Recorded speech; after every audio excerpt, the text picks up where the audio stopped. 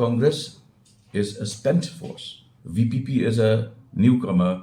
It can't even call itself a regional party. It's not even a statewide party.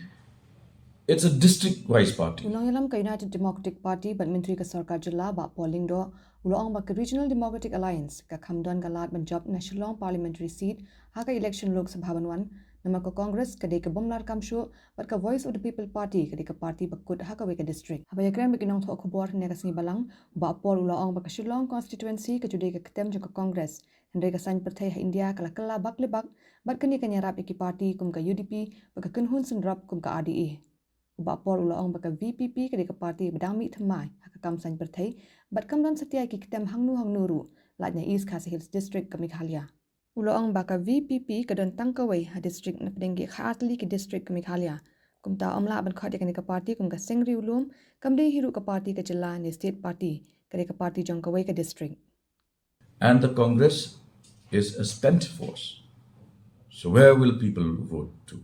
VPP is a newcomer in electoral politics.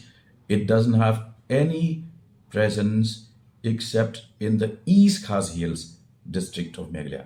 In one district out of 12 districts of Meghalaya, this party has a presence. So it can't even call itself a regional party. It's not even a statewide party. It's a district-wise party. So you understand the ramifications of that statement. We are fighting in an era and in an environment where leading national party is not contesting the elections. NPP has chosen to ally with that party. Meghalaya has always voted against BJP. Congress is a spent force. VPP has a presence only in East Khasi Hills district. Now, whose chances of winning are brighter? It's for you to do the analysis.